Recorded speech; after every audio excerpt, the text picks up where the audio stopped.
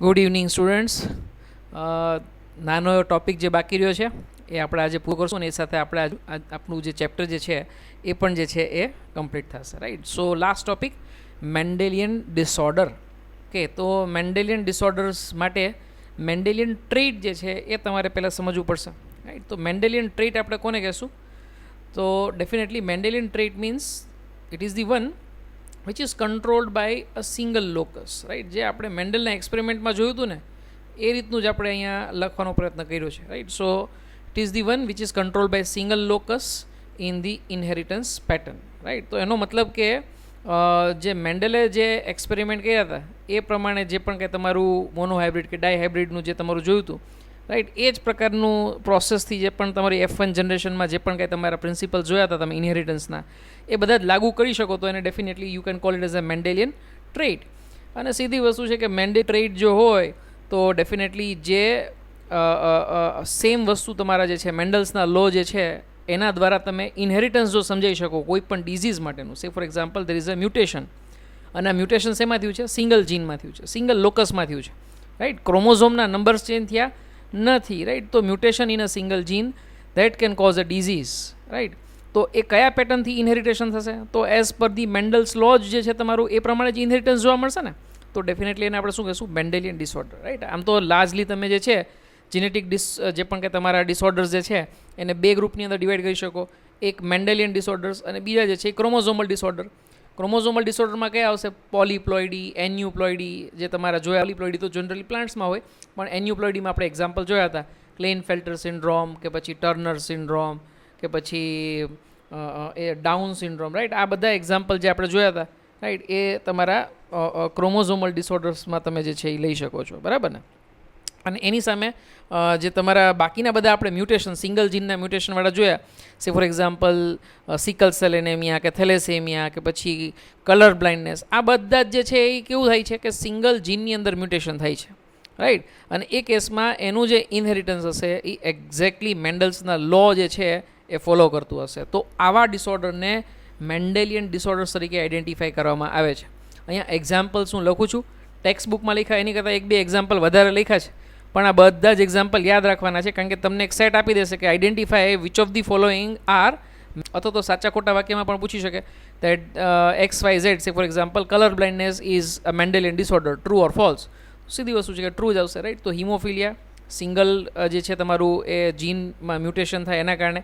આ તો sex link disorder છે એ તો પાછું યાદ રાખવાનું છે. એવી જ રીતે કલર બ્લાઇન્ડનેસ સેમ વસ્તુ, અને સેક્સ લિંક ડિસઓર્ડર્સ આપણે જે છે જોયું હતું, પણ મેન્ડેલિયન ડિસઓર્ડરમાં પણ આવશે.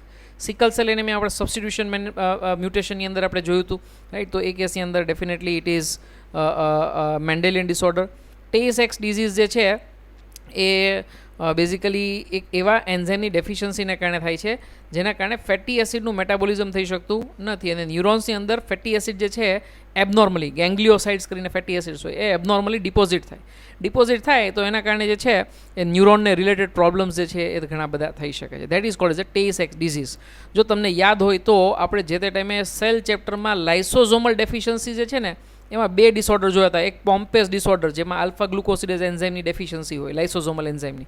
એવી રીતે ટેઇસ-એક્સ ડિઝીઝ પણ લાઇસોઝોમલ એન્ઝાઇમનો જ ડિસઓર્ડર છે, જ્યારે લાઇસોઝોમલ એન્ઝાઇમની ડેફિશિયન્સી હોય. કયા એન્ઝાઇમની? તો કે એવો એન્ઝાઇમ કે જે ફેટી એસિડનું મેટાબોલિઝમ કરી શકતો હોય. હવે એ એન્ઝાઇમ ન હોય તો ફેટી એસિડનું મેટાબોલિઝમ થશે નહીં, અને એબનોર્મલી ટોક્સિક લેવલ જે છે તમારું એ બ્રેઇનની અંદર, ન્યુરોન્સની અંદર જોવા મળશે, which results in a Tay Sachs disease, right. Similarly phenylketonuria બહુ જ ઇમ્પોર્ટન્ટ આપણે લર્ન કરવાનો બાકી છે, કારણ કે જે મેટાબોલિઝમને રિલેટેડ જે એન્ઝાઇમ્સની એરરમાં જે હોય તમારા, એવા 3 ડિઝીઝ આપણે લેવાના છે આજે. એટલે આ જે ટોપિક જે છે એ ખૂબ જ ઇમ્પોર્ટન્ટ છે, પણ હું 1-2 મિનિટ પછી જે છે એ સ્ટાર્ટ કરશું ત્યારે હું લઈ લઈશ.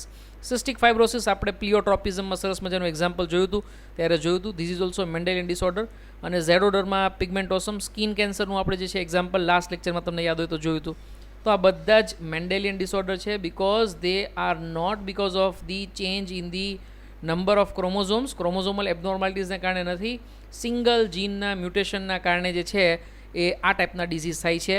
આ બધા જ ડિઝીઝ મેન્ડલ્સના લો જે છે, ઇનહેરિટન્સના જે લો જે છે એને ફોલો કરે છે, માટે એને મેન્ડેલિયન ડિસઓર્ડર્સ તરીકે આઈડેન્ટિફાઈ આપણે કર્યા છે, બરાબર ને. ચલો આગળ વધીએ છીએ. તો definitely this disorders are transmitted to the offspring. on the same line that we have studied in the principle of inheritance, right, the laws which are described by the Mendel. તો ડેફિનેટલી એને આપણે Mendelian disorder એટલા માટે તો કહીએ છીએ, બરાબર ને.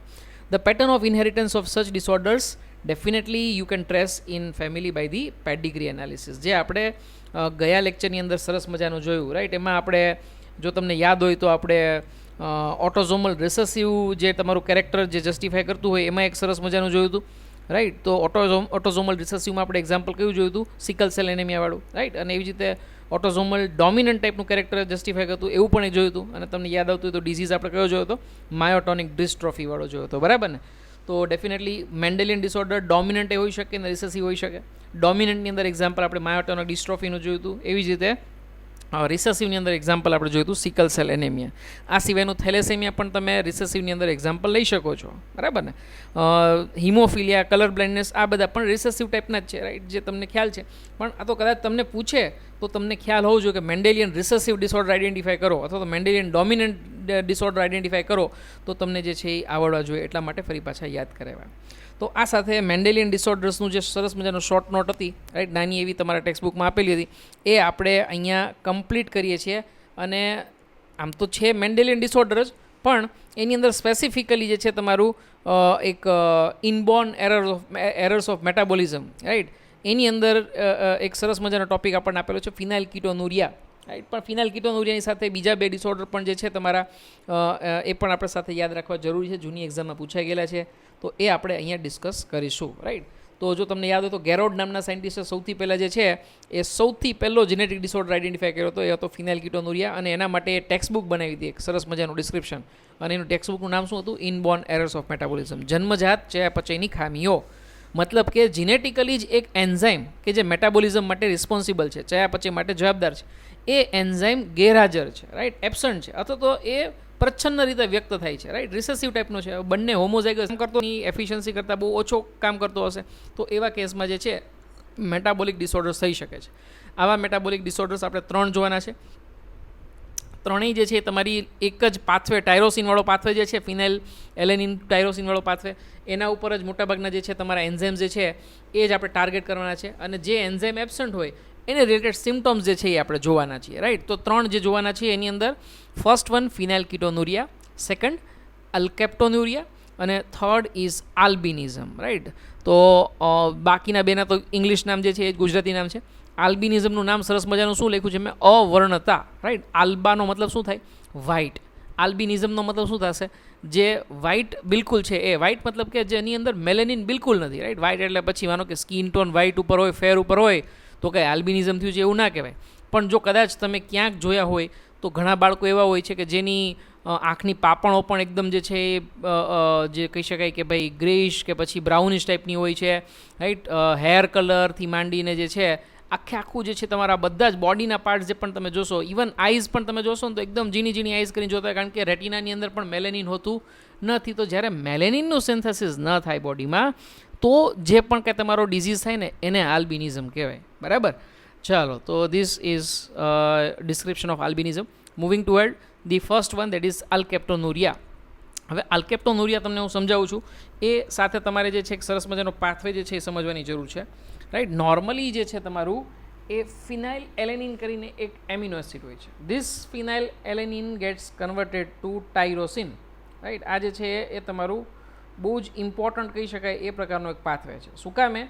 કારણ કે ટાયરોસિન એકવાર બન્યું પછી એ ઘણી બધી વસ્તુમાં કન્વર્ટ થઈ શકે છે. સે for example many tissue proteins, melanin કે જે સ્કિન પિગમેન્ટ છે, કેટેકોલામાઇન્સ. કેટેકોલામાઇન્સનો તો તમને પાથવે જો યાદ આવતો હોય તો એડ્રિનાલિન, નોર એડ્રિનાલિન આપણે જ્યારે લીધું ને, કેટેકોલામાઇન્સનો મતલબ જ થશે એડ્રિનાલિન, નોર એડ્રિનાલિન, રાઈટ. કારણ કે એમાં કેટેકોલ જે તમારું ગ્રુપ હશે ને એમાં એમાઇન સબસ્ટિટ્યૂટ હોય એટલે આપણે શું કહીએ? કેટેકોલામાઇન્સ.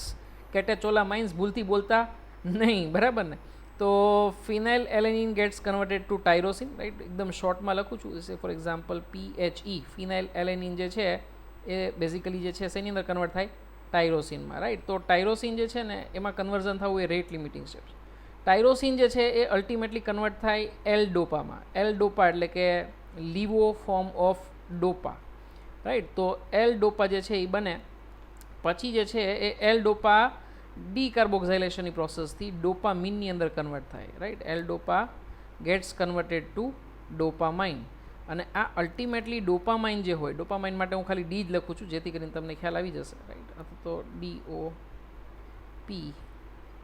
એટલું લખું છું જેથી કરીને તમને એલ ડોપા અને ડોપામાઇન વચ્ચે જે છે એ આમ તો PAM આવવું જોઈએ, પણ ચલો મેં લખી નાખ્યું છે. But then L dopamine, right, sorry, L ડોપામાંથી ડોપામાઇન, અને ડોપામાઇનમાંથી ફરી પાછું શું બને છે તો કે ભાઈ નોર એડ્રીનાલિન, રાઈટ. તો ધીસ ઇઝ અ પાથવે કે જે તમારા નોર એડ્રીનર્જિક ન્યુરોન્સ હોય ને, ઓટોનોમિક નર્વસ સિસ્ટમ, આ સિમ્પેથેટિક સિસ્ટમ હોય ને, ત્યાં જે છે એ આ પ્રકારનું થાય. નોર એડ્રીનલ, કદાચ જો એડ્રીનલ મેડ્યુલા હશે તો એડ્રીનાલિનમાં પણ કન્વર્ટ થઈ શકે, બરાબર, એડ્રીનાલિનમાં પણ કન્વર્ટ થઈ શકે. તો આ શું થયા, નોર એડ્રીનાલિન અને એડ્રીનાલિન બંને શું થયા, કેટેકોલામાઇન જ થયા ને, રાઈટ. તો definitely tyrosine can get converted to this noradrenaline as well as adrenaline, right, which are called as a catecholamines. એવી જ રીતે એ સિવાયના જે છે તમારા, રાઈટ, ફોર એક્ઝામ્પલ મેલેનિન છે, ટિશ્યુ પ્રોટીન, આ બધા માટે જે છે એ રિસ્પોન્સિબલ છે. હવે અહીંયા જે એન્ઝાઇમ આ કન્વર્ઝન માટે રિસ્પોન્સિબલ છે, right, here there is an enzyme. હવે આ એન્ઝાઇમ માનો કે કદાચ ડોમિનન્ટ ટાઈપનો એન્ઝાઇમ છે, તો માનો કે હોમોઝાઇગસ ડોમિનન્ટ હશે તો કોઈ સવાલ જ નથી, અને હેટ્રોઝાઇગસ કન્ડિશન તો પણ સવાલ નથી. પણ હોમોઝાઇગસ રિસેસિવ કન્ડિશન એ હોય તો પછી શું થયું કે એ એન્ઝાઇમ એબસન્ટ છે. એ એન્ઝાઇમ એબસન્ટ હોય તો એનો મતલબ કે ટાયરોસિનમાં ફિનાઇલ એલેનિન જે છે એ ટાયરોસિનમાં કન્વર્ટ થતું નથી. જો નહીં થશે તો આ ફિનાઇલ એલેનિનનું કાંઈક બોડીએ નિકાલ તો કરવો પડશે ને, right. there has to be some way by which body should remove it. So in that case body starts or body stimulates ketogenic pathway. Phenyl એલેનિનને convert કરી આપે છે ફિનાઇલ પાયરુવેટમાં, which gets ultimately converted to phenyl acetate and phenyl actate, right. તો આ જે છે એ કીટોજેનિક pathway છે. મતલબ ફિનાઇલ alanine કે જે ટાઈમમાંથી કેટેકોલામાઇન્સ, મેલેનિન કે પછી અલગ અલગ ટિશ્યુ પ્રોટીનમાં કન્વર્ટ થતું હતું, હવે એ પાથવે તો બંધ છે કારણ કે એ એન્ઝાઇમ જ બન્યો નથી, જીનેટિકલી જ એ એન્ઝાઇમ એબસન્ટ છે. હવે જો એબસન્ટ હોય તો એ કેસમાં ફિનાઇલ એલેનિનમાંથી બને છે ફિનાઇલ કીટોન્સ. ફિનાઇલ કીટોન્સનું નામ શું તો કે ફિનાઇલ પાયરુવિક એસિડ, રાઈટ. અને આવું ફિનાઇલ પાયરુવિક એસિડ ફરી પાછા એના બીજા અલગ અલગ મેટાબોલાઇટ્સમાં કન્વર્ટ થાય છે. And this metabolites get excreted in the urine. તો જો યુરિનમાં એક્સક્રીટ થાય એટલા માટે શબ્દ શું આપ્યો આપણે, યુરિયા.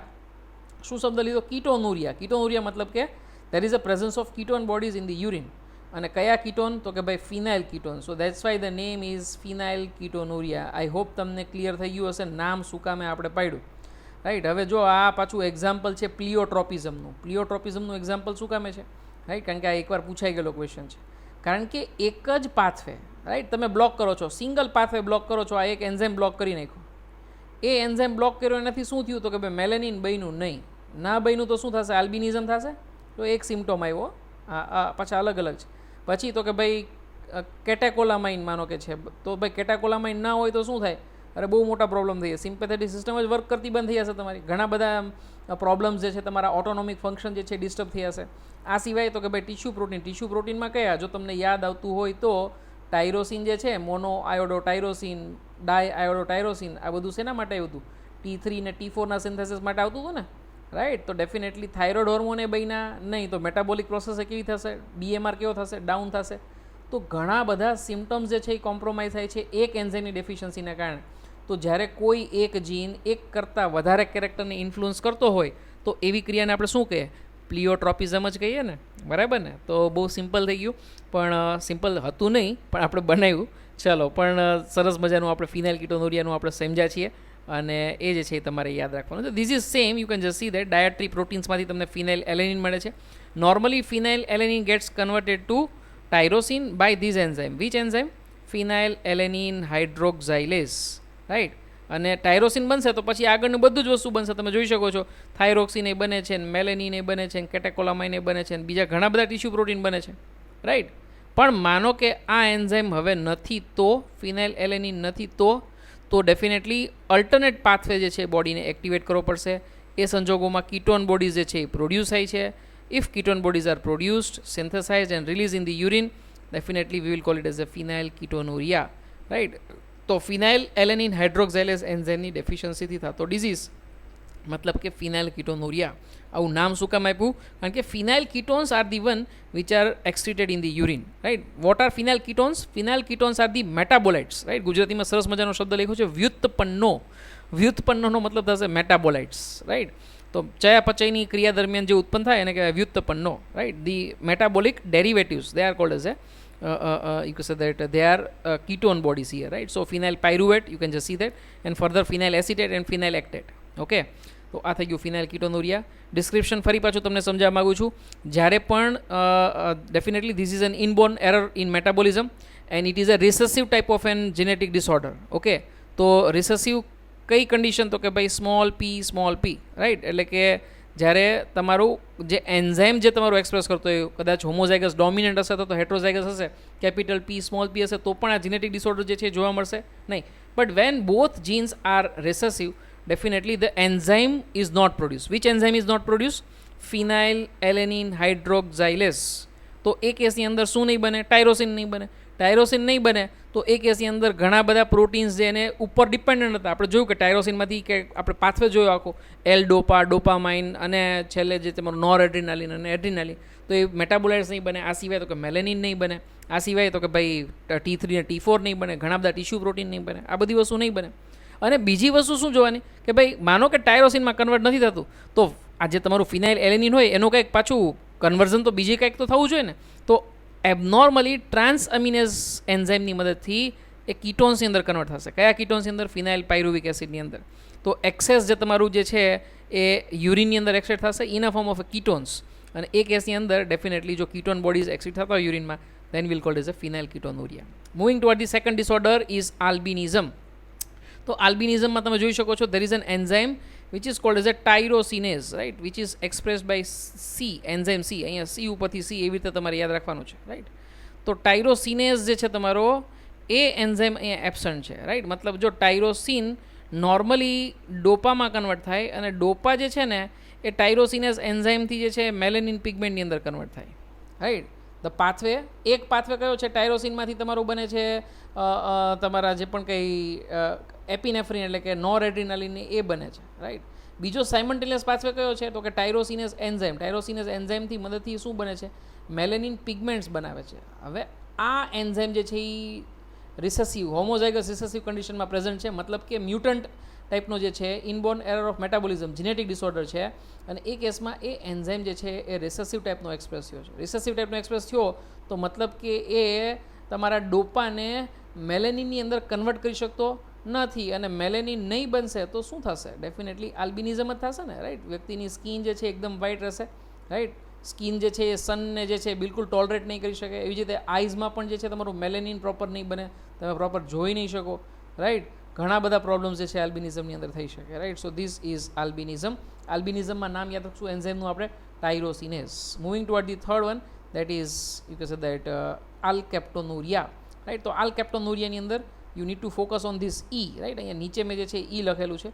તો ઈ જે છે તમારો એટલે કે જે તમારા હોમોજેન્ટિસિક એસિડને જે છે તમારા ઓક્સિડાઇઝ ના કરી શકે ને, રાઈટ. સોરી, ઓક્સિડાઇઝ જે છે તમારો એન્ઝાઇમ એ અહીંયા જે છે એ તમારો એબસન્ટ છે, right. So the name of enzyme is homogentisic acid oxidase.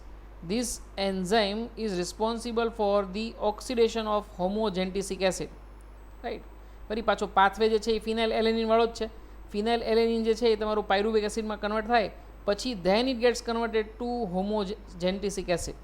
હોમોજેન્ટિસિક acid ideally જે છે એ તમારા એસિટોન બોડીઝમાં એનાથી પછી ફાઇનલી જે છે એ કાર્બન ડાયોક્સાઇડને વોટરમાં કન્વર્ટ થવું જોઈએ.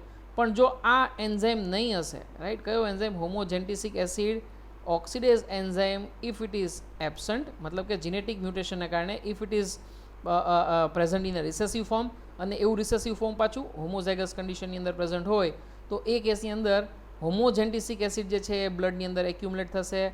યુરિનની અંદર પણ ડેફિનેટલી જે છે રિફ્લેક્ટ થશે, રાઈટ. જ્યારે બ્લડમાં એક્સેસ બને તો બ્લડ જે છે એ શું કરશે? કિડની સુધી પહોંચાડશે. અને કિડનીમાં જે છે તમારું એ જે છે એ યુરિન માટે બહાર આવી જશે. હવે એવા કેસમાં જ્યારે આવો કોઈ વ્યક્તિ જેને આ ડિઝીઝ જે છે હોમોજેન્ટિસિક એસિડ ઓક્સિડેઝ એન્ઝાઇમની ડેફિશિયન્સી છે, એ જ્યારે યુરિન જશે, યુરિન પાસ કરશે, તો થોડા ટાઈમ પછી એવા વ્યક્તિનું યુરિન જે છે એ કેવા થઈ જશે? બ્લેક કલરનું થઈ જશે. Why? Because this homogentisic acid when it is exposed to air then it gets converted to alkapton, right. તો alkapton જે છે એ તમારા હોમોજેન્ટિસિક એસિડનું જ એક પ્રોડક્ટ છે, ઓક્સિડાઇઝ પ્રોડક્ટ છે. અને એ જે છે એ યુરિનને બ્લેક કલર આપે છે. So because there is an excretion of alkapton in the urine, that's why the name of disease is alkaptonuria. અહીંયા હોમોજેન્ટિસિક એસિડ યાદ રાખવું ખૂબ જ જરૂરી છે, તો જ એ એન્ઝાઇમ યાદ રહેશે, બાકી એન્ઝાઇમ યાદ રહેશે નહીં. 3 ડિઝીઝમાં કયો એન્ઝાઇમ ડેફિશિયન્ટ છે ને એ ખાસ યાદ રાખવાનું છે. તો હું તમને ફરી પાછો 3 એન્ઝાઇમ જે છે એ પૂછવા માગીશ, બરાબર ને. તો moving toward the first one is your phenylketonuria. ફિનાઇલકીટોનુરિયાની અંદર કયો એન્ઝાઇમ જે છે એ તમારો મિસિંગ છે? તો અહીંયા નામ દેખાય છે એટલે વાંધો નહીં આવે તમને બોલતા, ફિનાઇલ એલેનિન હાઇડ્રોક્સાઇલેસ. ચલો પણ સેકન્ડનું બોલો છે. આલ્બિનિઝમવાળામાં જે છે એ કયો એન્ઝાઇમ ડેફિશિયન્ટ હોય છે, રાઈટ? કયો રિસેસિવ ફોર્મમાં એક્સપ્રેસ થયો હોય છે હોમોઝેગસ? તો ડેફિનેટલી ટાયરોસિનેઝ એન્ઝાઇમ જે છે તમારો એ જે છે એ એક્સપ્રેસ થયો હોય છે, સોરી રિસેસિવ કન્ડિશનમાં હોય છે, બરાબર ને. And that's why melanin constituents are not produce. અને એ સિવાયનો આપણે જે જોયો ત્રીજો ડિઝીઝ જોયો તો જો આલ્કેપ્ટોનુરિયા. તો આલ્કેપ્ટોનુરિયામાં શું થાય? જેમ ફિનાઇલકીટોનુરિયામાં ફિનાઇલ કીટોન્સ એક્સક્રીટ થતા હતા, એમ આલ્કેપ્ટોનુરિયામાં શું એક્સક્રીટ થાય છે? તો કે ભાઈ આલ્કેપ્ટોન બને છે. એક્સક્રીટ તો નથી થતું પણ આલ્કેપ્ટોન બને છે. તો આલ્કેપ્ટોન બને છે એ કઈ રીતે બને છે? તો કે ભાઈ હોમોજેન્ટિસિક એસિડનું ઓક્સિડેશન થાય તો આલ્કેપ્ટોન બને, અને આલ્કેપ્ટોનને કારણે યુરિનનો કલર કેવો થાય? બ્લેક થઈ જાય, રાઈટ? તો પેશન્ટને જે ડર લાગી જાય કે ભાઈ for example when the colour of urine turns red or black, તો પેશન્ટને એવું લાગે કે ભાઈ બ્લડ આવતું હશે કે શું યુરિનની અંદર, right? Likewise patient will think. પણ એ ખરેખર જીનેટિક ડિસઓર્ડર છે, એમાં કોઈ બ્લડ હિમેટુરિયા જેવી કન્ડિશન જે છે એ જોવા મળતી નથી, રાઈટ? તો એ આલ્કેપ્ટોન જે છે એ શેના કારણે થાય છે? તો કે ભાઈ હોમોજેન્ટિસિક એસિડ યુરિનમાં એક્સક્રીટ થાય છે. શું કામ એક્સક્રીટ થાય છે? તો કે ભાઈ હોમોજેન્ટિસિક એસિડનું મેટાબોલિઝમ થતું નથી, રાઈટ? ઇનબોર્ન એરર્સ ઓફ મેટાબોલિઝમ ભણીએ છીએ આપણે એન્ઝાઇમેટિક ડેફિશિયન્સી વડે. તો એ શેના કારણે નથી થતું? તો કે એક એન્ઝાઇમ, તો કે ભાઈ હોમોજેન્ટિસિક એસિડ ઓક્સિડેઝ નામનો એન્ઝાઇમ જે છે એ ડેફિશિયન્ટ છે માટે જે છે એ યુરિનની અંદર, બ્લડની અંદર વધારે હોય છે, યુરિનની અંદર વધારે જોવા મળે છે. And then when the urine of such person is expose to the air, then it will be turning in to a black colour, right? And that gives a characteristic name alkaptonuria. I hope it is clear. સાથે બધી details જે છે એ આપણે પૂરી કરી છે. Thank you very much.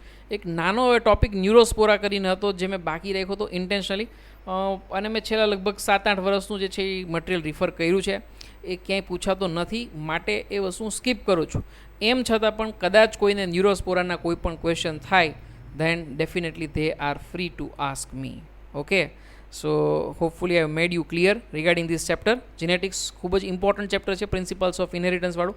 તો ડિટેલમાં તમે લર્ન કરશો એવી આશા છે. ઓકે, ચલો, થેન્ક યુ વેરી મચ.